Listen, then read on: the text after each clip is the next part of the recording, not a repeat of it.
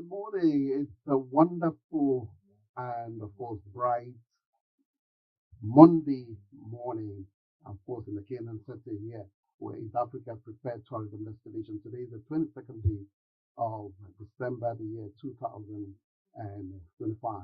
Barely 3 days to Christmas.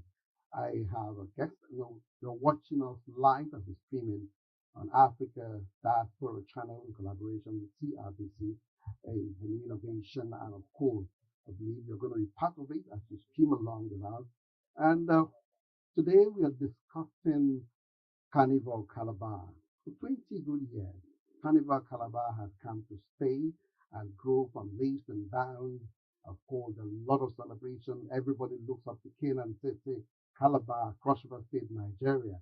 And I don't like using the word birthplace. I have one of the originators, because if I use the word originator, it will tell me to my children, it's small. He is one of the originators and one of the people who make this what we are celebrating today, 20 years after. He is a mentor, a teacher, and of course, somebody that when you sit with him, definitely you will learn a lot. He's creative. Let me leave that for our discussion proper. I'm talking about Sir Gabe Onah. Good morning. Good morning to you. It's good to be here. I'm looking carnival. Very well. Very well. When I You too, you are looking carnival. Everybody in Cross River should look carnival at this time. Yes, because when I saw you this morning, you were telling me, you told me that you have a people's dress Yes. given to you by your mother. Yeah? Yes. I think I was married a people's dress already. Thank you. So let's talk carnival. Yeah. Because it's the biggest street party, and this is Africa's tourist destination when it comes to tourism. So let's look at Traces of Time, the significance of this year's theme. Well, for me, Traces of Time is another big one from the executive producer of Carnival Calabar Festival, His Excellency Senator Prince Basia Detetu. You can see he's a man with a big heart, wide arms, giving soul, ready to share. Traces of Time. We sat here 2023, and Her Excellency, the great wife of the great governor, said, "Can we take Carnival to go journey? Come." It happened. We sat here again earlier this year. The governor asked us to review Carnival Calabar. Where are we? Where are we coming from? Where do we want to be? And one of the recommendations of that committee was to look at how we can expand the carnival offerings for the other units of the community, the praise worship. Before we could present that committee, we had the Easter Carnival that was a watershed, to take off our brothers, the religious, Then he said, can we look back in time and identify with those who brought us this far? And then he decided to call up the four governors. After going out for the first time in the history of Carnival Calabar Festival, to unveil the theme in the heart of Nigeria, the city, the federal capital in Abuja, in May, and he did this before the diplomatic community, the business community, the policy drivers of the nation, and of course, the strong private sector that he's looking at, taking more than a passing interest on Carnival Calabar Festival. And by the time we got to the tree lighting event of the 30th of November, it was a night of grace. I call it a night of grace because it is rare for a sitting governor to sit down and embrace his predecessors. Not just one, not two, not three, four. It's so rare. How can one man be so good to everyone? And the humility in the past governors also saying yes to come and sit down with the people they once ruled. In third world or in governance, no, not everyone will be happy with you. But this is what we try to tell the world, that this is where love exists. This is where grace exists. And they came together that evening and said, let the totality of the 20th anniversary be the peace initiative, the collective, the one umbrella, the coming together. Thank you, our past leaders. Thank you, Cross River, for your community spirit. Because our neighbors have tried carnival, tried things like this. It's not working. If we didn't have a reasonable, appreciative community. And of course, the leadership. There's no followership without leadership. There's no leadership without followership. So, for me, it's the totality of what Carnival Calabar stands for, traces of time. Going back in time to say thank you. The Bible recognizes gratitude, remember. Thank you. Definitely, you said it all. But I wanted to say the Bible actually recognizes it very well because it takes a lot to be, to be humble. Yes. Humility is not that easy. No. Because he has showed that. Yes. That's very particular. Let's look at on your own as executive chairman of Carnival Commission for 20 years now. Let's see your journey so far. For me, my journey so far is the team spirit that those have been blessed with. For example, I'm taken aback with the new Luxury RBC studios. This studio reported to me 24 years ago, but what I've seen here better than what we left. And I attribute it to the fish head, Mr. Sam, and his great team. Sam saw his great team, the general manager. And coming back directly now to 20 years, what 20 years has done for me, the community appreciation that has made this possible. And of course, this sector provided me with an opportunity to speak to the reason behind Carnival Calabar Festival, which is developing this sector as a strategy for economic development. How much can a government pay for peace? How much can you and I offer for peace in our homes to get everybody engaged? And I said, if we must get it right, the public sector must reduce a stranglehold on Carnival Calabar Festival and allow the private sector to run this thing for competition, great enterprise, profit. Now, what government is doing continuously is to take the lead role as a responsible government, provide the enabling environment for the private sector to thrive. And the outcome has been humongous, if you like. But it is when the private sector really takes more interest that the sector is sustained. If we didn't have a responsible government, there is no way you can place things on the table that would uplift every one of us. And this is what we've seen. How many concepts of this nature have seen two administrations? This has seen 3, 4, 5. It's a blessing. The community must be commended again and again. I talked about it in different presentations. I've talked about the tripods of successful tourism initiative: the community, the product, and the private sector. They must work in sync, and this has been my experience. You may mention the community, the private sector, the product. Yeah. So let's assume the product has lived for 20 years. Yes. Let's look at the private self-sustaining of this product. The private sector, I must say, has been shy, but it's because of the strength of the public sector. That is why the public sector must pull back and provide the enabling environment for the private sector. Privatization in tourism initiative or in tourism product development is not left completely to the private sector because it is parallel government. Most modern destinations, all modern destinations in the world, is it UK, is it Malaysia, or is it Bulgaria? Government is still showing enough interest because of issues of infrastructure. So government cannot pull back completely, but the private sector must play the leading role because sustainability that leads to responsible tourism is their role.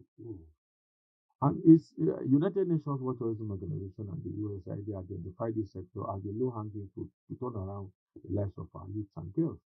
The active population, the bigger population is among the youth, and they are usually engaged.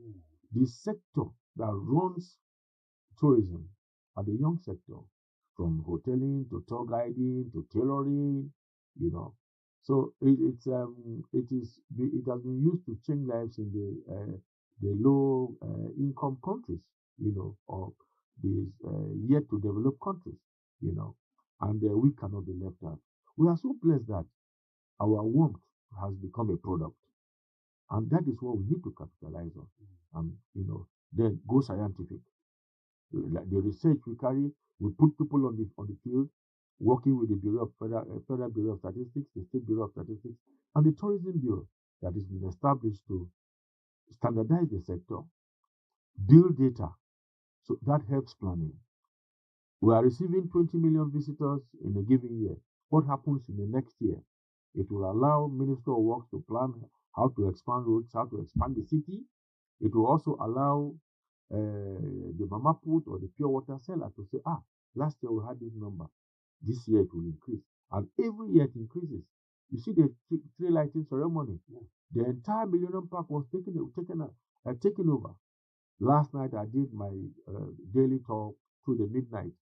And the Millennium Park was agog. The event was at the stadium. The praise worship was at the stadium. But between the stadium and the Millennium Park, you could hardly find your way. The Millennium Park itself is lit up now for 24 hours excitement. Right into Barracks Road, right into Mary Slessor, right into Mariam. The city lighting has become an attraction on its own with a huge tower. So I think the product itself is a standalone. The private sector needs to wake up, and the community is a win-win already. When you say they need to wake up, do they have challenges? Yes, they need to take a more passive interest. Yes, I talked about hotel owners increasing the number of rooms we have here, but we need more rooms. We need more rooms in the city of Calabar. That means this year we're expecting more than the guests we expected last year. We need more rooms. We need more eateries. With millions of people on the 12-kilometer route, you need to serve them and on time. So, if I may ask, how will you explain Carnival Calabar to a mere granite seller on the street? How can I explain Carnival Calabar as I will borrow from the European Union ambassador who said, the street arts. There's something for everybody on that route. Even the deaf who sees can see dancing, can see colors, can see vibrancy. The blind who hears can hear music, can hear euphoria. Then for the pure water seller herself or the granite seller, she will go home with an empty tray because her granules would have all been bought. So we are creating excitement. We are creating pride. We are creating sense of bonding. We are creating an activation that we will all yield to and be happy for. So it's gone beyond you and I. It's gone beyond bringing people together for the sake of this activation is beyond us at this point. And that's why our neighbors have tried. Our richer neighbors countrywide have tried. It's not easy. And that's why we keep going back to the community to give it to them. What are the big stars that were expected this carnival, this year's carnival? You realize that Nathaniel Bassey has been here. Yeah. Nathaniel Bassey raised the here right from the tree lighting. Yes. Tree lighting, we had Bovi, we had Ebuka, we had Oshima, and Tiwa Savage will be here. Okay. And a lot of them, let us leave them as surprises. But again, I promise fireworks. Okay. Yes. Now, let's a little bit, I don't want to use the word in a lighter mood, okay? How many countries are we expecting? I said earlier that the International Carnival is now merged with Carnival Calabar itself. And over 10 embassies have identified and expressed a desire to be here. The international bottlenecks will not allow us to confirm until D-Day. Yes. Will there be new innovation this year? The new innovations are here already. The Diaspora Carnival Calabar Diaspora Band was unveiled during the second dry run. Remember, we had a great homecoming and the diaspora visitation in October. That activity led to the diaspora band the governor has been thinking of. We want to also engage our diasporans, Crossivarians and non-Crossivarians, to come back home and also take interest in investing in this in across the sectors. You know, so that is one big one that will be taken on us, and it will lead to other things. You know, the other innovations are the beautiful tree, electronic tree that is on the Millennium Park, and the canopy lights in about 4 walkways. You know, the Millennium Park. You would see the strong Carnival logo on the Rabanara and Abada of the unveiling. You know, work is going on endlessly, and the entire 12-kilometer route is completely energized. You know, so and the excitement is every day people go home 1 2 a.m. and truly, if you work hard, it's good to play hard. And all these are very replicated in the local government? Yes, the local government, the common Okoja carnivals, they are off the ground, you know, and for me, that's one watershed for me, one big one for me. And we continue to give kudos to the first family. They are very inclusive. You know, they are very, very inclusive. And this has opened the state more. We are headed to where in other big carnivals, they do what they call the round robin. They grow them from the local government to the zones, then to the final, you know.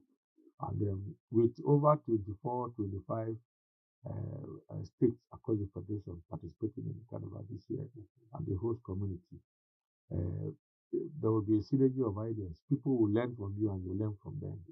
And so it's a classroom on the road. You said it all, yes. Classroom. So, well, good. I commend you so much. You're doing a good job. Though I would have loved to say, I always want to say congratulations all the time. And your innovation, your ideas, your creative, those were my comments I put on you in the beginning of the program. And I believe it's self-sustaining. And I want in one sentence, what are your advice to Crossivarians and those in the diaspora? Well, this is what I would like to say again and again, that Cross River, remember that this same concept we have all groomed as one family is what our neighbors are looking for. We must protect it. Keep those arms open. Ask to say how much you love the world. Jesus raised, opened his arms and was married. So he's giving always love, love, and love. And keep the smiles going. God will smile on us as he has already through the first family. We are praying people. And the heritage of our forebears, our creative talent they have now become our own oil wells, and we must groom and protect it for future generations. So let's tell the people to come and live and be and rest. Stay warm. And that's the name. That's the name called Calabar. Yes. I want to thank you so much. We're talking to the Executive Chairman, Calabar Carnival Commission. Right, am I? Carnival Calabar Festival. Chairman Calabar Calabar Festival. And he has spoken so well. He has educated us and tell us all we need to do about Carnival Calabar and what are the expectations. And of course, you know very well that if it is not Calabar, it can never be anywhere. This is where you can come. It is where you can be at rest. You can be at peace with yourself and even with your soul.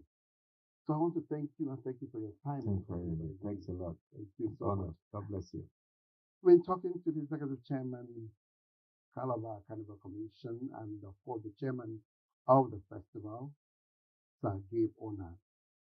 And if you're watching us live, it's still on, streaming live on that Africa Diaspora channel in collaboration with CRBC Calabar.